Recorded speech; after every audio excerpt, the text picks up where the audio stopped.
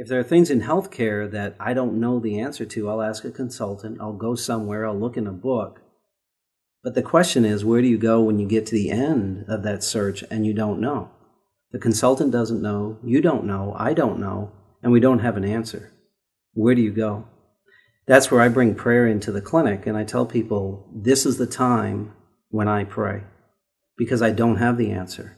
We don't know where to go. We've asked people, we've looked around, we've consulted as many people as we can, and we don't have the answer, so what do? I pray. As a Christian physician, I feel very comfortable praying. And I tell people, I'm not sure where you go when you find yourself in this position of not knowing. I pray. You can do whatever you want to do, but I'm going to pray.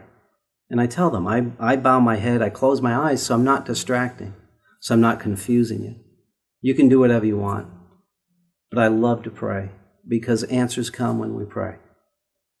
And so I'm very comfortable using prayer in my practice, and I have for 20-some years. And for me, it's a very comfortable place to be in the clinic.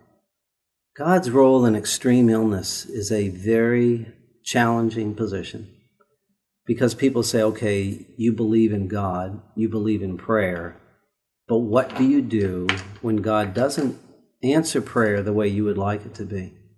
In illness and the person's suffering, they have chronic pain, they have no hope, they don't know where to go, they've tried everything, they've had every procedure known to mankind. What do? That's actually the greatest time for God to show up. And through prayer, I ask God to come into the situation.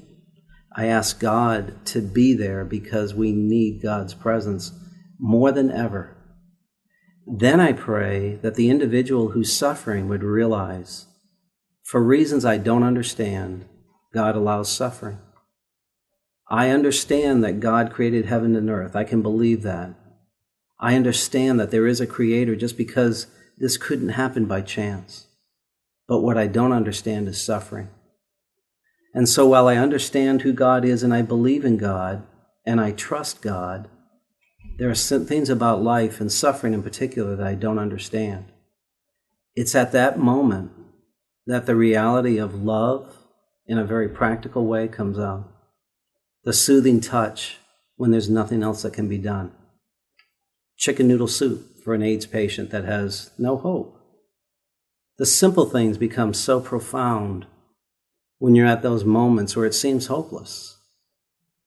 And so I don't have the answer for that, but I can tell you, having done house calls and been at the bedside when people are dying and in an apparent, confusing, chaotic state, I found God to be so real and so rich.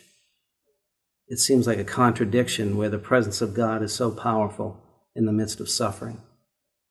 On the other hand, I've seen people suffering that fight it. They become bitter. They become angry.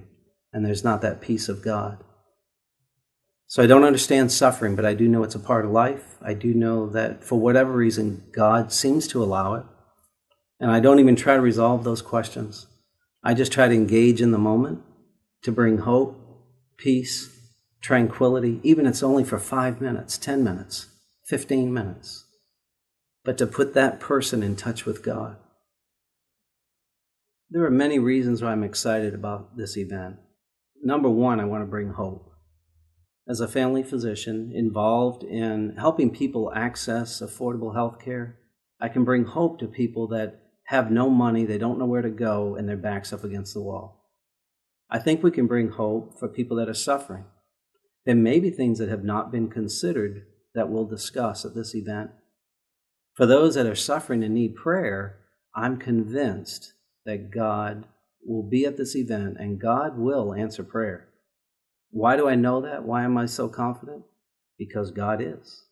His resume is probably the most impressive resume of anyone I've ever read. It's 2 words, I am. When God is in something, you can't fail. And so I'm motivated on several fronts. I know that people have no hope. I know that economically these are some challenging times.